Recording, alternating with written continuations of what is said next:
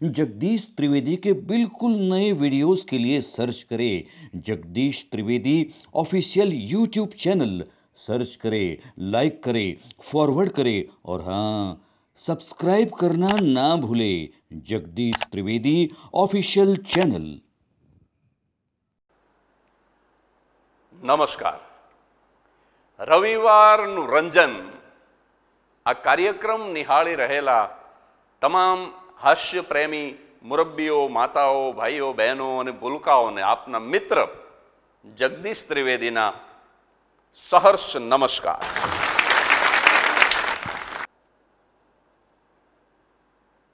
અમે છે ને 15 વર્ષ પહેલા સપ્તાહ બેસાડી હતી, પણ સપ્તાહ પતી ગઈ એના 5-1 વર્ષ સુધી તો સપ્તાહના હપ્તા આલ્યા. એટલે આજે મારે ઈ સપ્તાહની વાત કરવી છે, પણ વાત શરૂ કરતા પહેલા એક ચોખવટ કરી દઉં. હું બ્રાહ્મણનો દીકરો છું, સંપૂર્ણ આસ્તિક પરિવારમાંથી આવું છું. વ્યાસપીઠ ઉપર બેસવાનો મને જન્મસિદ્ધ અધિકાર છે. બીજું કે શ્રીમદ ભાગવત અને કૃષ્ણ ભગવાન ઉપર મને અપાર શ્રદ્ધા છે અને તમામ કથાકારો મારા માટે પૂજનીય છે. એટલે આ એક નિર્દોષ મનોરંજન છે, એટલે કોઈ બંધ બેસતી પાઘડી પહેરશો નહીં. આનો જો તમે ગલત અર્થ કરો તો જવાબદારી તમારી છે. મારા કથાકાર મિત્રોની ફરમાઈશ ઉપર આ એપિસોડ હું કરી રહ્યો છું. 15 વર્ષ પહેલા સપ્તાહ બેસાડી, સપ્તાહ પતી ગઈ, એના 5 વર્ષ સુધી સપ્તાહના હપ્તા આયલા. આ આખું ઘટના ચક્ર કેવી રીતે બન્યું એની મારે આજે તમને માંડીને વાત કરવી છે. અમારો પરિવાર છે ને નાનો નહોતો, મોટો હતો. સરકાર એમ કહે છે કે નાનું કુટુંબ સુખી કુટુંબ. અમારું તો મોટું કુટુંબ સુખી કુટુંબ હતું. પણ એક દિવસ શું બન્યું કે સાંજે અમે વાળું કરીને બેઠા હતા, એમાં મારા દાદી, મારા ગ્રાન્ડ મધર 81 વર્ષના, એમણે આમ છીકણી ઘસતા ઘસતા વાત માંડી. મને કે જગદીશ, છેલ્લા 10-12 દિવસથી તારા દાદા મને સપનામાં આવે છે. એટલે મેં કીધું કે દાદી 81 વર્ષે હવે તમને દાદા સપનામાં ન આવે તો શું દાદા મુનિ આવે? હવે મારા દાદી બિચારા અભણ, ઈ દાદા મુનિ એટલે અશોક કુમારને ઓળખે નહીં. એટલે દાદી કે દાદા અને મુનિ બે નથી આવતા, પણ તારા દાદા એક જ આવે છે. અને કાલ તો તારા દાદા રોવા માંડ્યા. એટલે મેં કીધું કે દાદી તમે છે ને દાદા ઉપર ખીજાણા હશો, નહીતર દાદા રોવે નહીં. દાદી મને કે તારા દાદા જીવતા હતા ત્યારે કોઈ દી ખીજાણી નહીં, અને હવે ગુજરી ગયા પછી ખીજવું. પણ મને એવું લાગે છે કે જો તારા દાદા પાછળ ભાગવત સપ્તાહ કરીને તો તારા દાદાને મોક્ષ મળી જાય. એટલે મેં તરત જ કીધું, મેં કીધું દાદી સપ્તાહનું રહેવા દેજો, કારણ કે હજુ 3 મહિના પહેલા આપણા ગીજુ દાદાના ગુણોએ પારાયણ બેસાડી હતી, અને એ પારાયણની વાત કરતા કરતા ગુણો 3 વખત મારી પાસે રોઈ ગયો છે. સપ્તાહ શરૂ કરતા પહેલા ગુણોનું વજન કર્યું તો 72 કિલો હતું, પણ પૂર્ણાહુતિ પછી ગુણોને જોઈખો તો 6 કિલોનો નોંધપાત્ર ઘટાડો જોવા મળ્યો.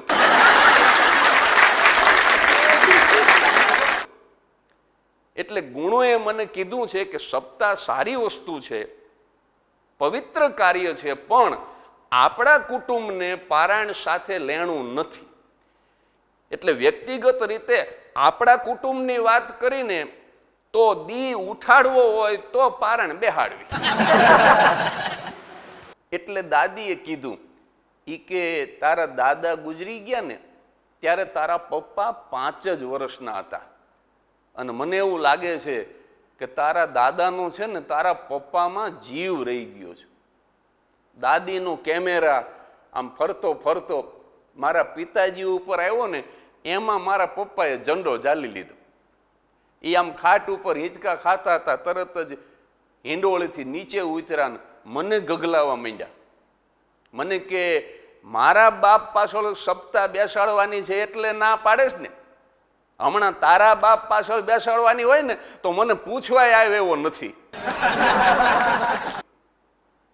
મેં કીધું પપ્પા તમારી પાછળ બેસાડવાની હોય તો તમને પૂછવાનું કેવી રીતે હોય?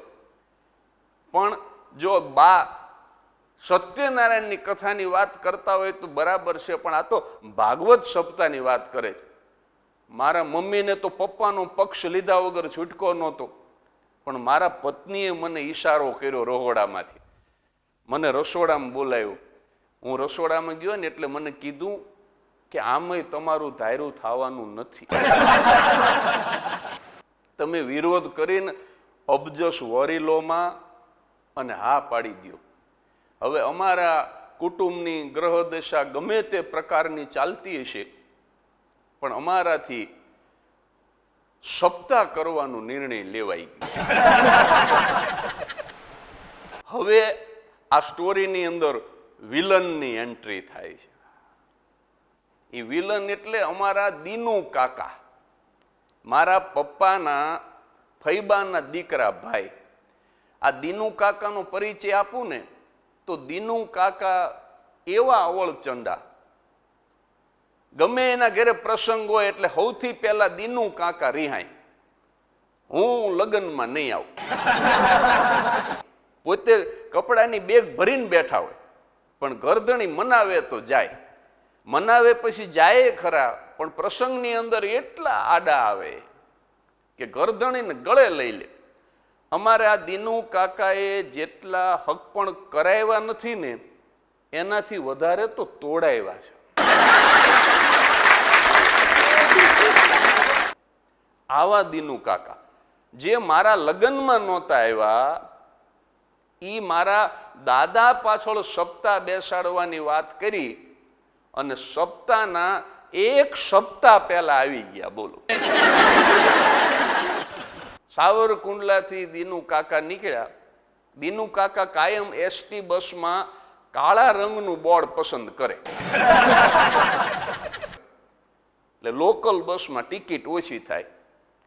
જે રીતે લાલ લુગડું ભાળીને આખલો ભડકે, એમ એસટી બસમાં લાલ રંગનું બોર્ડ ભાળીને અમારે દીનુ કાકા ભડકે. એટલે એ સાવરકુંડલાથી સવારે 9 વાગે રવાના થયા. સાવરકુંડલાથી અમરેલી, અમરેલીથી લાઠી, લાઠીથી વાયા ચાવણ થઈને ઢસા, ઢસાથી ગઢડા, ગઢડાથી વાયા બોટાદ થઈને રાણપુર, રાણપુરથી લીંબડી અને લીંબડીથી સુરેન્દ્રનગર. સવારના 9 વાગ્યાના દીનુ કાકા નીકળેલા, તે સાંજે 7 વાગ્યે સુરેન્દ્રનગર એસટી ડેપો ઉતર્યા, અમને જાણ કર્યા વગર. અને સુરેન્દ્રનગર એસટી ડેપોથી મને મિસ કોલ માર્યો. બોલો, એ પાછો મિસ કોલ જ મારે. મેં હામો ફોન કર્યો તો મને કે જગદીશ હું સુરેન્દ્રનગર આવી ગયો છું. એટલે મેં કીધું અચિંતા અત્યારે કેમ આવ્યા? મને કે તારા દાદા પાછળ સપ્તાહ નથી. મેં ફોનમાં નસરમાં થઈને કીધું, મેં કીધું દીનુ કાકા હજી સપ્તાહને એક સપ્તાહની વાર છે, અત્યારથી હું છું. પણ હા મેં એ નસરમાં થઈ ગયા. મને કે તારા દાદાએ મને તેડીને રમાડ્યો છે. તારા દાદા પાછળ સપ્તાહ બેસતી હોય ને તો મારે 1 મહિના પહેલા આવવું જોઈએ, પણ મને ટાઈમ ન મળે ને. હવે એને નખ કાપવા સિવાય કાંઈ કામ નથી. આખો દી દુકાનના ઓટા ભાંગતા હોય, કોકની કૂથલી ચોવટ કરતા હોય, કોકના હક પણ તોડાવતા હોય, તો એ પાસે કે મને ટાઈમ ન મળે. એટલે મને ટાઈમ ન મળે એટલે હું 1 અઠવાડિયા અગાઉ આવ્યો છું. આપણે વધારે વાત રૂબરૂ કરશું, તું મને બસ સ્ટેન્ડ આવીને તેડી જા. અમારે સૌરાષ્ટ્રમાં લઈ જાય એમ ન કે તેડી જા. મને એવો ગુસ્સો આવ્યો ને. મેં કીધું અઠવાડિયા અગાઉ આવી ગયા. એમાંય પાછા સજ્જન માણસ આવે તો વાંધો નહીં, આ તો દીનુ કાકા જેવા અકોણા હગા અને એ પાછા રિક્ષા ભાડું બચાવવા માટે થઈને મને સ્કૂટર લઈને લાંબો કરે. મેં આમ ગુસ્સામાં ને ગુસ્સામાં સ્કૂટરને નમાડીને આમ જોરથી કીક મારીને એમાં કીક છટકી ગઈ તો મારા સ્લીપરની પટ્ટી તૂટી ગઈ. બોલો, મારા પપ્પાના સ્લીપર પહેરીને સ્કૂટર લઈને બસ સ્ટેન્ડ પહોંચ્યો. ત્યાં જઈને જોયું તો શેરડીના રસના સ્ટોલ પાસે લોખંડની મોટી પટારા જેવી ટંક, એના ઉપર બેઠા બેઠા દીનુ કાકા શેરડીનો રસ પીતા હતા. શેરડીનો રસ પી લીધો એટલે એમની પાસે ખિસ્સામાં 5ની નોટે હોય, 10ની હોય, 20ની હોય, પણ એમણે પ્રયત્નપૂર્વક જ 1000ની નોટ કાઢી. એ વખતે 1000ની નોટ ચલણમાં હતી. 1000ની નોટ શું કામ કાઢી? કે રસવાળો તરત જ એમ કે છૂટા આપો. એટલે દીનુ કાકાએ મારી સામે જોયું એટલે રસના પૈસા મારે ચૂકવવા પડ્યા. અને મને એવો ગુસ્સો આવ્યો. સ્કૂટર ઉપર દીનુ કાકા, એમનો પટારા જેવો ટંક, એ ખડકી અને હું એસટી ડેપોથી આમ ઘર તરફ રવાના થયો. આજથી 15 વર્ષ પહેલા અમારે સુરેન્દ્રનગરમાં રોડ ઉપર ખાડા બહુ હતા. 15 વર્ષ પહેલા એમ કહેવાતું કે રોડ ઉપર ખાડા નથી, પણ ખાડાની વચ્ચે વચ્ચે ક્યાંક રોડ છે.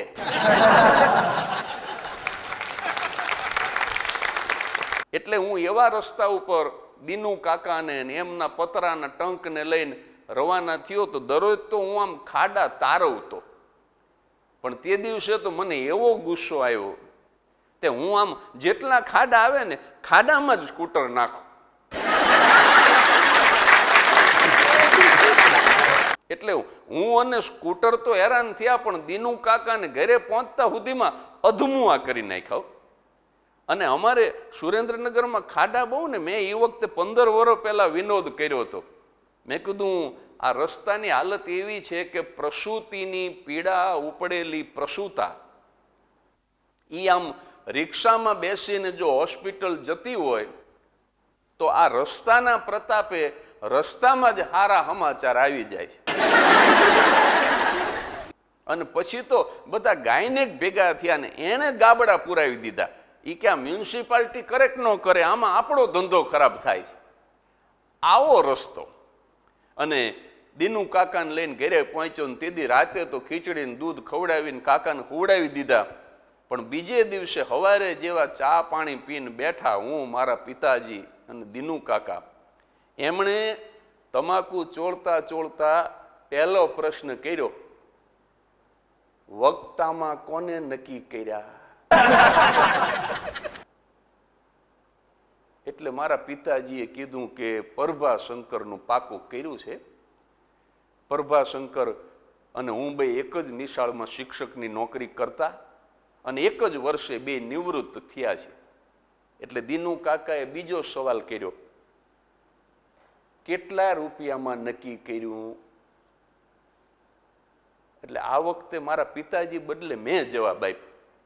મેં કીધું આમ તો એ 22,000 લે છે, પણ 15,000માં પાકું કર્યું. પપ્પાની સાથે નોકરી કરતા ને એટલે પપ્પાના મિત્ર છે. 15,000 રૂપિયામાં 7 દિવસ સુધી સવાર સાંજ 3 કલાક કથા વાંચી દેશે અને 8મા દિવસે યજ્ઞ કરી દેશે. મેં જ્યાં 15,000 કીધું ને ત્યાં તો આમ ઉતરી ગયેલી કઢી જેવું કાકાએ ડાચું કર્યું.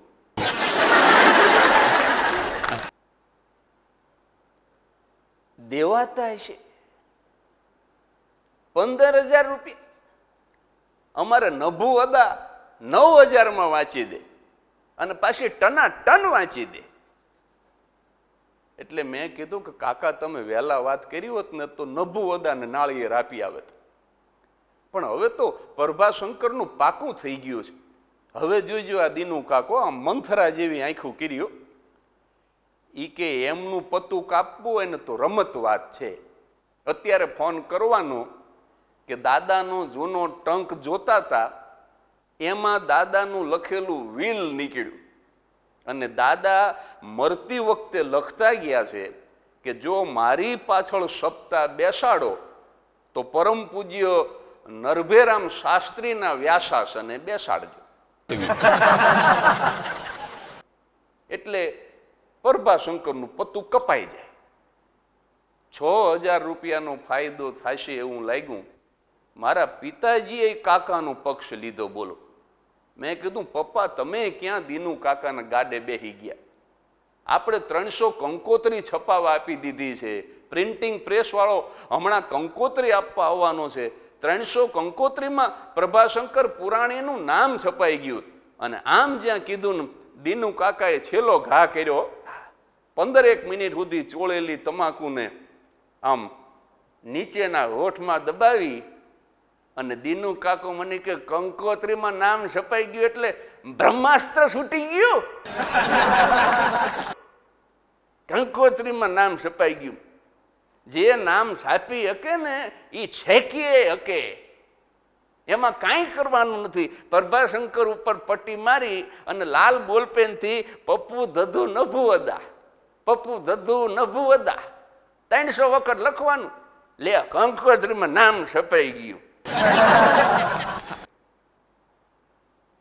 ન છૂટકે મારે પ્રભાશંકર પુરાણીનું પત્તું કાપવું પડ્યું. અને દીનુ કાકાએ તો મારા જ મોબાઈલમાંથી પાછો નભુ અદાને ફોન કર્યો અને એક જ ફોનમાં નક્કી કરી નાખ્યું. નો અમને વક્તા સાથે વાત કરવા દીધી. અને ત્યાં જ પ્રિન્ટિંગ પ્રેસ વાળો આવીને 300 કંકોત્રીનો ઢગલો કરી ગયો. અમે આમ 300 કંકોત્રી મૂકી અને આમ ફરતા આખું કુટુંબ બેઠું. મુસલમાનના શાદીની અંદર જે રીતે વચ્ચે ખાવાનું પડ્યું હોય અને હાશમ ને કાશમ ને અબ્દુલ ને ઇકબાલ ને અનવર ને રહેમાન ને સુલતાન ને ફરીદ ને દિલાવર ને રજાક ને મૂસો ને ગની ને ગફૂર ને સાજિદ ને માજિદ ને ઇનુસ ને અકબર ને અસલમ ને જાહિર ને જાવેદ ને આબિદ ને આમ બધા બેહી જાય એમ અમે બેહી ગયા.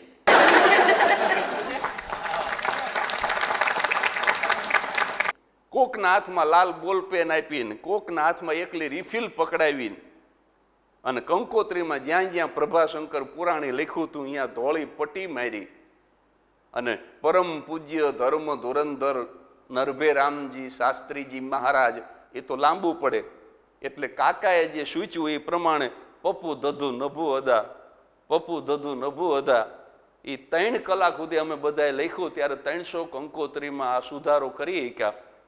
અને નામ ટૂંકા કરવાની વાત આવી ને, તરણેતરના મેળામાં હાથ ઉપર જે ત્રાજવા ત્રોફે ને, જેને અત્યારે ટેટુ કહે છે, એનું બીજું નામ છૂંદણા. એક છોકરો હાથ ઉપર નામ લખતો હતો, એને એક ભાઈએ ફડાકો માર્યો. એ હું જોઈ ગયો હતો. મેં ઓલા છોકરાનું ઉપરાણું લીધું. મેં કીધું આવડો નાનો છોકરો, ગરીબનો છોકરો, 2 પૈસા કમાવા આવ્યો, એને લાફો કેમ માર્યો? તો ઓલા ભાઈ મને કે મારી જગ્યાએ તમે હોય ને તો તમે 2 લાફા મારો. આ લબાડ લખ્યું, લબાડ. બોલો, હું તમને લબાડ જેવો લાગુ છું? હવે આ જીવું ત્યાં સુધી નહીં જાય. આ શમશાનમાં ભેગું આવશે. આ લબાડ ભેગું આ લબાડ આવશે. આને મારું નહીં શું કરું? મેં ઓલા છોકરાને કીધું, મેં કીધું લબાડ લખાય? એ છોકરો મને ઓળખતો હતો. મને કે જગદીશભાઈ, આ તરણેતરનો 72 કલાકનો રાત્રિ દિવસનો હળંગ મેળો, મને કે નામ લખાવા વાળાની લાંબી લાઈન લાગી છે, એમાં આ ભાઈ આવ્યા અને મને કે લલિતચંદ્ર બાબુલાલ ડગલી લખી દે.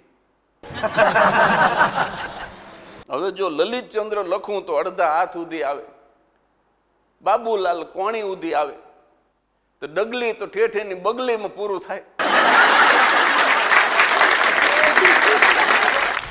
એના કરતા લલિતનો લ, બાબુડાનો બા અને ડગલીનો ડ, લ બા ડ.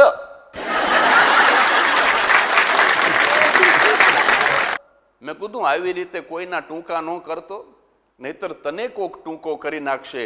પણ આમાં તો દીનુ કાકાએ જ નામ ટૂંકું કરાવ્યું હતું એટલે નભુ અદાનું નામ લખી અને મારે પ્રભાશંકર પુરાણીનું પત્તું કાપવું પડ્યું. પણ આગળ જે ઘટના બને છે એ તો ખરેખર સાંભળવા જેવી બને છે. એટલે આવતા રવિવારે આ કથામાં શું બન્યું એની વિશેષ વાત લઈ અને હાજર થઈ જઈશ બરાબર રાત્રે 9 વાગે. ત્યાં સુધી હસતા રહેજો, પ્રસન્ન રહેજો.